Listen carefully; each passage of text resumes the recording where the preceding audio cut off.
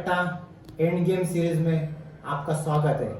आज हम जिनसे जानकारी लेने वाले हैं वो है लेफ्टिनेंट धनंजय कुमार वात्स्यायन।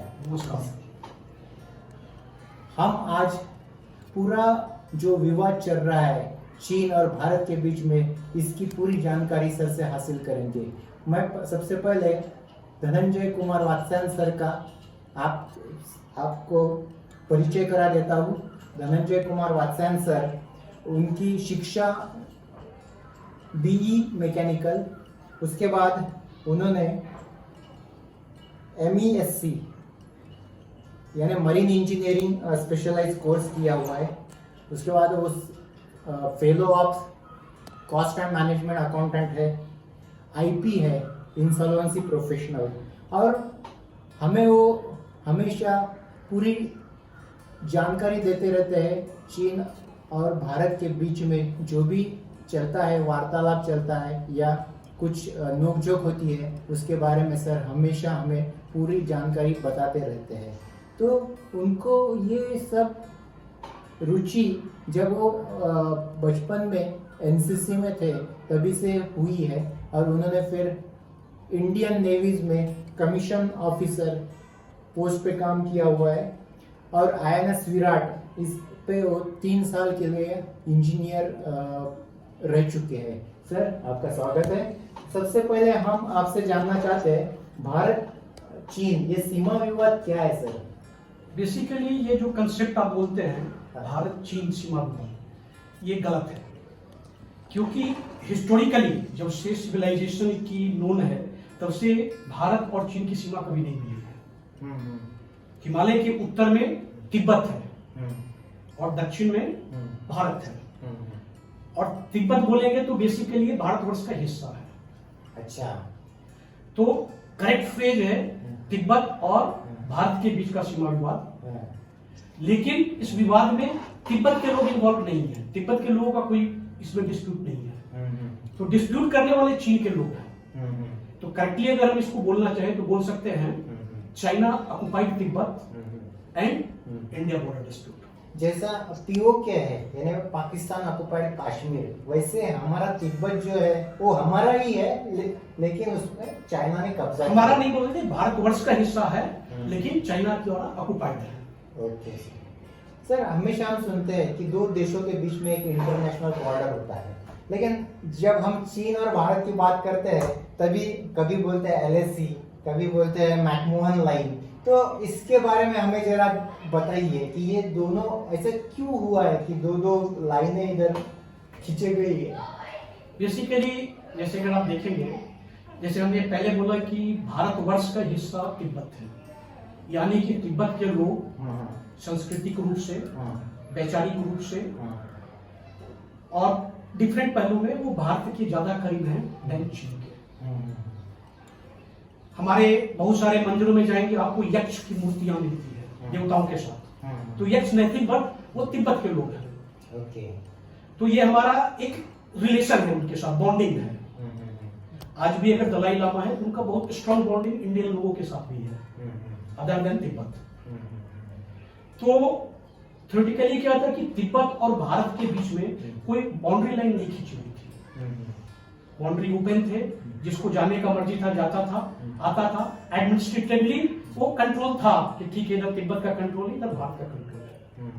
लेकिन बाद में क्या हुआ कि भारत में अरब से और तुर्क से इन्वेशन हुआ और यहाँ पे मुगलों वगैरह की शासन हो गया। मंगोलिया में भी अपराइज हुआ और मंगोलिया से लोग ने तिब्बत के ऊपर भी आक्रमण किया, और इसके बाद ये दोनों तो अलग अलग व्यवस्थाओं में चले गए। तिब्बत एक स्वतंत्र राष्ट्र था इवन उस टाइम पे भी, और मंगोलिया ने वर्चुअली उसका एक जो सेफ्टी है वो उसने इंश्योर किया था। बाद में क्या हो गया कि मंगोलिया ने चीन पर भी आक्रमण करके उसको भी कैप्चर कर लिया, और तिब्बत की जो व्यवस्था थी उन्होंने चीनी जो लोग थे उनके हाथों में दे दिया, क्योंकि मंगोलिया का वहां पे शासन था। स्लोली चीन का तिब्बत के ऊपर जो मतलब सिक्योरिटी एंड सेफ्टी था वो उनके अंदर में आ गया। तो ये व्यवस्था काफी दिनों तक चली। 1914 आसपास जब ब्रिटिश यहाँ पे आए तो उन्होंने ये चीजें देखी। तो देखने के बाद क्या हुआ, उस बीच में चाइना में भी प्रॉब्लम चल रहा था। तो तिब्बत को ब्रिटिश इंडिया का एज ए इंफ्लुएंस एरिया में लिया और वो उसकी security and safety British India के पास आ गई। ओके। और उसके बीच में एक समझौता हुआ शिमला में, जिसके तहत मैकमोहन लाइन ड्रॉ किया गया। अच्छा। तो वो पहली सीमा का निर्धारण है तिब्बत और भारत के की। बीच में उससे पहले ऐसी कोई लाइन नहीं थी। लेकिन उसके इमीडिएट थोड़े दिनों के बाद ये सेकेंड वर्ल्ड वॉर वगैरह चालू हो गया, तो उसका बहुत ज्यादा कम्युनिकेशन वगैरह नहीं हुआ, लेकिन वो लाइन थी। लेकिन जब ये समझौता हुआ था तो चीन ने इस लाइन को नहीं माना था, जो कि उसका सेफ्टी सिक्योरिटी लेता था। बट वो सरकार जो थी वो धीरे धीरे कमजोर होकर गिर गई और बाद में यहाँ पे कम्युनिस्ट पार्टी की सरकार आ गई 1949 में। ये उन्होंने तिब्बत के ऊपर धीरे धीरे आगे बढ़ना चालू किया। जो भारत की सरकार थी इसके ऊपर बहुत ज्यादा ऑब्जेक्शन नहीं दिया। सोनी उन्होंने पूरी तिब्बत को अपने अधीन कर लिया। जब कुछ ऑब्जेक्शन लिया या कुछ और भी डिस्प्यूट हुए तो 1962 में भारत और चीन के बीच में युद्ध हुआ, भारत और तिब्बत के बॉर्डर पे। तो जहां पे युद्ध विराम हुआ, तो युद्ध विराम होने के बाद जो संधि हुई उसमें जो इंडियन आर्मी थी वो थोड़ा पीछे हटा और चाइनीज आर्मी थोड़ा पीछे हटा। तो वो जो पीछे हटा वो जो लाइन है उसको LAC बोलते हैं, लाइन ऑफ एक्चुअल कंट्रोल। तो LAC और मैकमोहन लाइन जो अंग्रेजों के टाइम बनाई गई थी, इसमें कितना फासला होगा सर? अलग अलग जगह पे अलग अलग फासला है। जैसे कहने मतलब कि अगर बर्मा साइड में जाएंगे तो LAC को चीन मानता है, लेकिन जब इंडियन साइड में आता है तो LAC को नहीं मानता है। तो मेजर डिस्प्यूट उसमें एक जो अरुणाचल प्रदेश है इसके ऊपर है, दूसरा है अक्साई चीन का है, और बीच में थोड़े थोड़े पैच हैं। बाकी काफी जगह पे ये मान्यता मिली हुई है, लेकिन ये डॉक्यूमेंटेड नहीं है। जो डॉक्यूमेंटेड भी है, जैसे कह रहे थे कि जो LAC है, जैसे 1961 में यहाँ पे चीन आया, यहाँ पे भारत है, दोनों जब पीछे हटे तो बीच का इतना पोर्शन खाली हो गया जिसे नो मैन लैंड बोलते थे। उसके बीच में दोनों कंट्री एक दूसरे के अंदर जाते थे, पेट्रोलिंग करते थे। अभी चीन ने क्या किया, एक फिलॉसफी किया कि इस्लामिक स्लाइसिंग बोलते हैं, वो हर बार थोड़ा अंदर घुसते हैं, फिर इंडियन आर्मी से इनकाउंटर होता है, तो दोनों थोड़ा थोड़ा पीछे जाते हैं।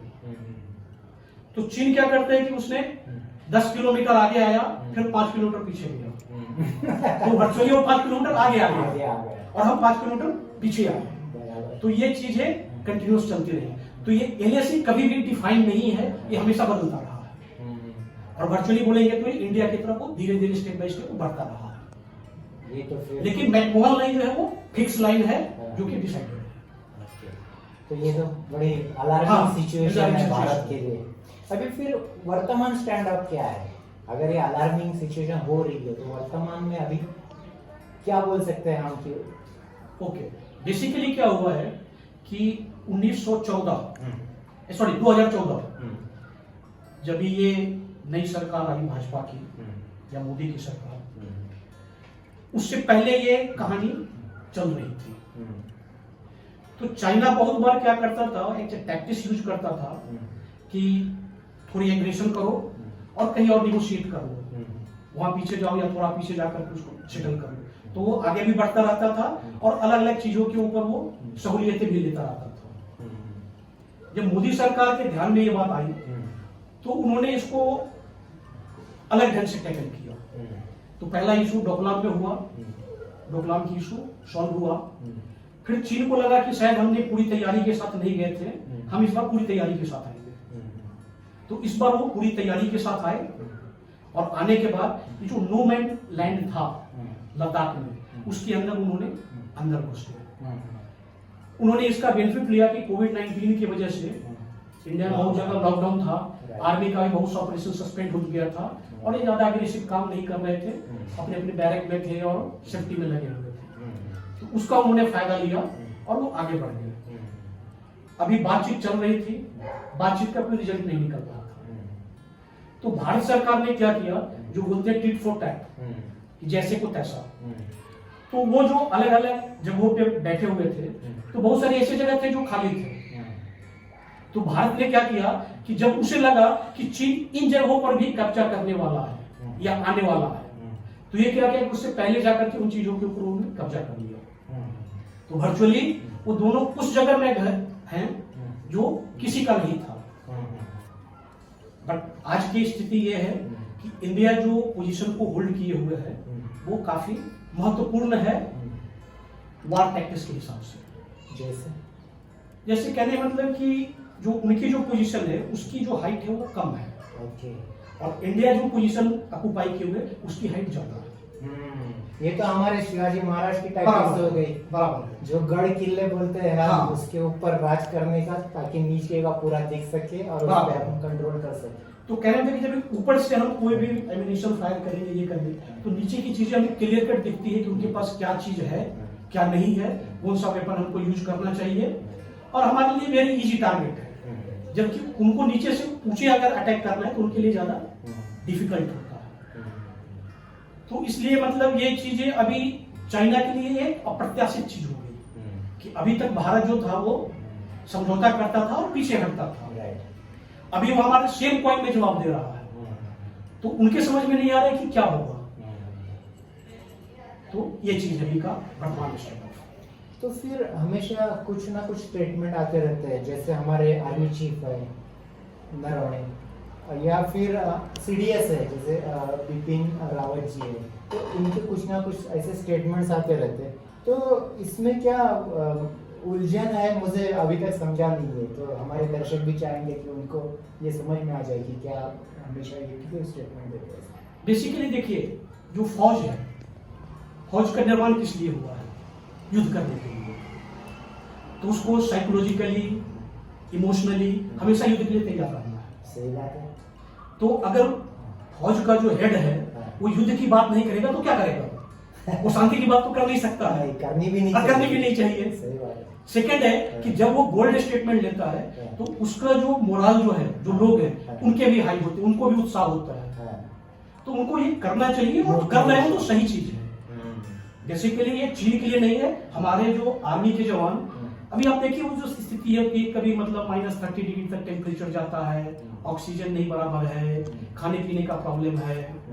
जैसे हम नॉर्मल लाइफ में 5-6 डिग्री अगर टेम्परेचर जाते हैं तो हमारा जीना मुश्किल होता है। सही बात है। और वहां पे वो कॉमन है, उसके बीच में वो जवान है। तो उसको अगर मोरल को अगर बूस्ट करना है, चीजों को करना है, तो उसको ये चीजें करनी ही चाहिए। जरूर करनी चाहिए। और ये उसका मतलब दायित्व भी है और उसकी जिम्मेदारी भी है, और उसी के लिए वो ट्रेंड हुआ है। जब से वो शुरू की जॉब, वहां से लेके अभी तक वही चीज उनको करने का, वही सीखे हैं। तो इसमें कोई मतलब ऐसा नुकसान वाली बात नहीं है, ये नॉर्मल है। भारत और चीन के संबंध में हम हमेशा सुनते रहेंगे सर से। अभी मैं आपसे विदा लेता हूँ। धन्यवाद।